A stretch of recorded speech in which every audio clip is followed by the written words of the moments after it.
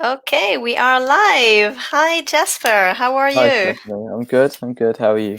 I'm very good. I've missed our Facebook Live during the summer. We haven't had any interview, so I'm very happy to welcome you to Oh, this well, to our Facebook community and our Facebook Live. no problem. So I have to say that Jasper is a new teacher at Live English, so it's very good to see to learn more about Jasper. And when I interviewed you, I have to confess I fell in love with your accent. So we'll talk more about it. But first, introduce Thanks. yourself. Tell us a little bit who you are, and yeah, we'll start the conversation. All right. Well, I guess I'll start by saying I am English.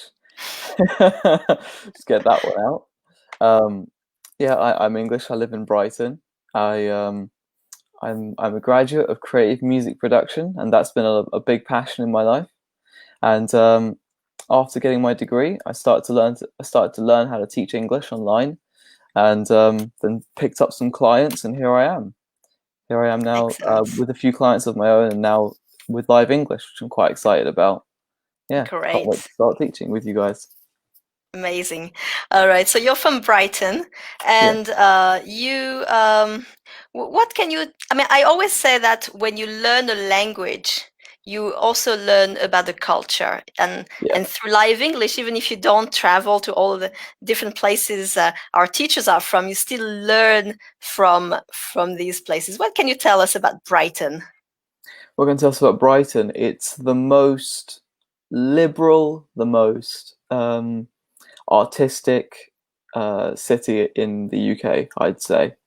Um, Maybe parts of London are more, but that's because London is so big, it's got a little bit of everything. But Brighton itself is Right. like very artistic. Yeah, it's a very fun place to go Right. and visit. Yeah, Well, I remember when I visited England, the only thing we knew about Brighton was that there's a beach and that you can swim. But it's actually very cold, right? yeah, To yeah, swim in, even in summer. yeah. Whoever told you that did not want you to come to Brighton because of all the things in Brighton, this is the one thing you don't want to do because it's so cold. Yeah, Right. Okay, so I was talking earlier about your accent. I'm really fond of British accents, and yours in particular right. is very clear. Would you say that you have a BBC accent, or how would you describe your accent? Well, to people living outside the UK, yeah, I'd say I would have a BBC accent, but I also have some colloquialisms when I'm speaking with my friends. It's a little bit different when I speak with family or when I speak in business. Um, there are some things about the accent in the south where I live in Brighton. We might say things like water bottle instead of water bottle. So it depends who I'm Wow. talking to. Yeah, Okay. yeah, it can get quite varied. Yeah, Right. And England or in the UK in general is full of different accents, and yeah, it's it's crazy. the, do you understand everyone? Like, can you understand people from Scotland and Wales and Yeah, I can. Maybe it's my musician's ear, but I do feel like I can understand and even copy quite a lot of the accents in the UK. Sometimes in Scotland, in the very north, they have accents that I'm unfamiliar with, that we never hear, that we just don't hear on television or we don't hear in person. But other than that, yeah, I'd say most people in the UK can understand each other. Um, that's good. yeah, yeah, which is surprising because they are very, very different. Right. And what do the American think of your accent? Do they Oh, like it? they love it. They love our accents. They still in their heads like I think they still believe us to be like cultured and slightly more like it makes they think we sound intelligent, which is not fair. We're not. We're not Oh, don't intelligent. say that. We're not any more intelligent than Americans, but if you speak to an American and in a British accent, they're likely to call you sir. Really? That's quite Well, funny. actually, Yeah. when we have new students, we like telling them that it's very good for them to learn with different teachers, especially to pick one from the UK and one teacher from the USA, so that they can feel the difference, not only with the language, but also with the culture and the way people relate to each other. Yeah. Like I said earlier about Americans calling British people sir and madam. In England, we don't really have this custom, so we often don't call each other sir and madam, which What would you say? we we just wouldn't. We don't have those. I'd call them by their name, or Right. yeah, or yeah, just by their name most likely. Um, Maybe Mr. Such and Such or Miss Such and Such, but I wouldn't say sir or madam. That's not really done over here. Yeah. Interesting. Interesting. Okay, so you said earlier that your background is in music. Can you tell us a little bit about that? Yeah, sure. I first started writing music when I was about 15 years old. Like as soon as I learned the guitar, I started writing music, and I very quickly became really into the technology side of it. So what you can and can't do with computers, and that's what I did my degree in the end. Was all the ways you can produce music, from tape to computers, and I still do it. I still write music and I still release music, and yeah, I have my own little setup Do that I you use. work with a band or? Yeah. I work with two bands. One that's just started, and we're yet to pick a name for ourselves, and another called the Iron Boot Scrapers. And yeah, I mainly kind of yeah, I'd say I'm more of a songwriter and a producer for the band, which is fun. Yeah, that's the angle Okay, I so maybe we'll put the name of your band in the comments later like. so that we can Google you. Yeah, people can check us out. Sure thing. Yes. Yeah. All right. Okay, so the teaching online is pretty new to you, right? Do you what? No, Yeah. not so much. What do you Well, feel about teaching online? I so teaching online is new to me. In terms of like teaching in person or teaching online, I'd say I've taught online quite a lot. Okay, But that's some people here have been teaching 15 years or 14 years, so it is quite new to me. Yes. How do I feel about teaching online? It's the natural progression. It's just the natural step in teaching. I'm quite excited about the possibilities of teaching online. When teaching in person, it's great because you can really relate to another person, but online I can show them things on the internet. I have more resources available. I have more tools, right, and I like that. I like that aspect of teaching online. right. Hmm. And do you what do you you said it's the a natural continuation. What do you mean by that? Um, just as in all fields, in all jobs, I see a movement towards vocational work. What we do here, online work. I see that natural progression, and everything from sharing files over the internet to now sharing videos, like a virtual space on the internet, and more and more of business I see is moving towards online work, and Absolutely. I don't mind it. Quite frankly, I think it's very Right. very efficient. A lot of our students had to work from home recently because of the coronavirus Yeah. crisis, and I think a lot of people uh, liked it actually. I Hmm. mean, it was a bit disturbing at the beginning because you need to find your own space at home, your own habits. But once you get used to it, it's actually quite nice. So Yeah. this crisis just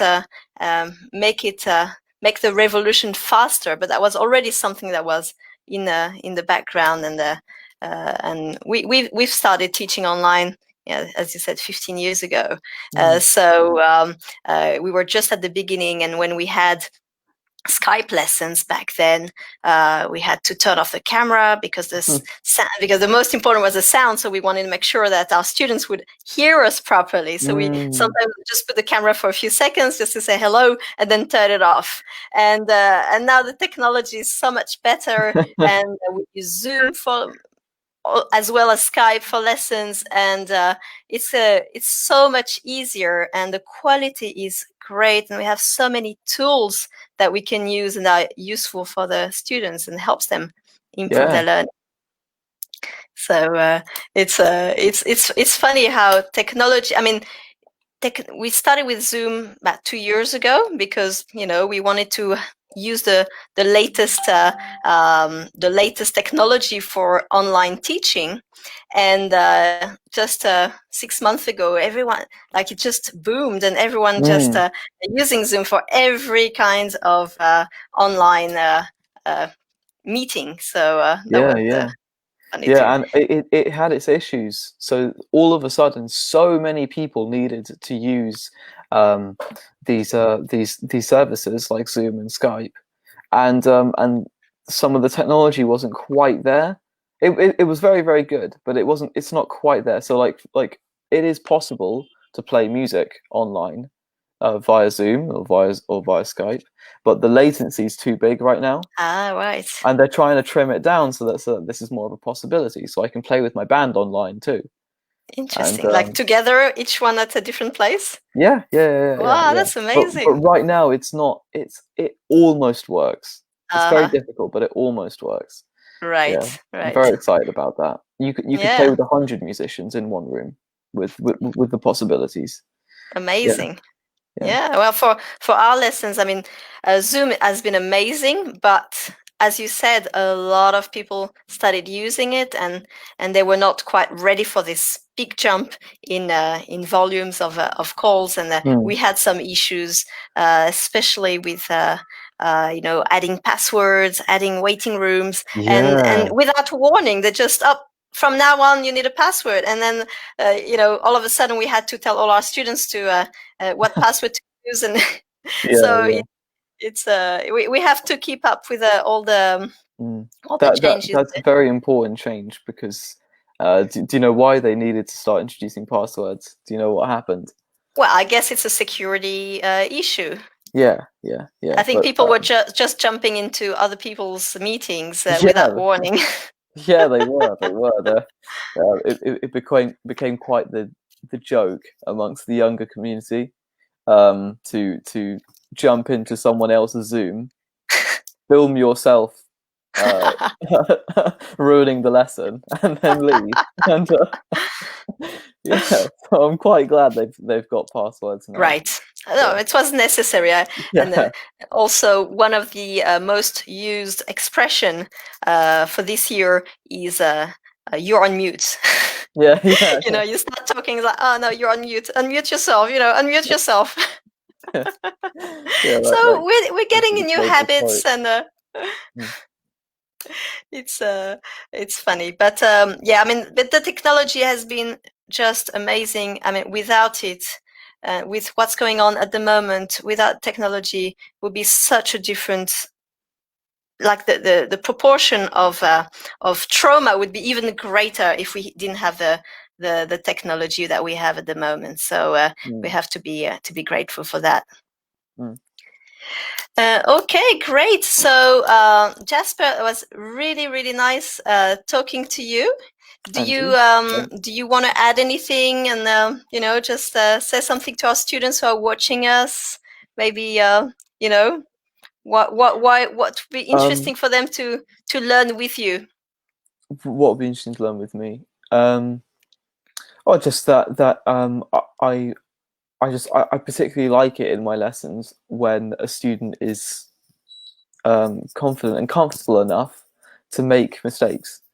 Just that's something I want to share. Just that often in my private practice, and I've heard from teachers in live English that sometimes students they feel shy about making mistakes, and that's okay. Build up your confidence over time. But I do particularly like it when I'm working with a student and I feel comfortable to to correct them, and they feel comfortable to be corrected, and we can learn together. I really like that process. That's a very, very It's like, important point. yeah. Because we learn through our mistakes, and at Live English we try to provide a safe environment where you make mistakes, it's fine, you're here to learn, and you just need to dare and Hmm. speak, and the teacher is here to help you, and I'm sure you're doing a good job in that regard. Thank you very much. Okay, Okay, very good. So it was nice talking to you, and thanks, and you. I will join you again on Facebook, on our Facebook community, hopefully next week. And in the meantime, have a great weekend. Thanks. Bye for Thank you very now. much. Bye. Bye bye.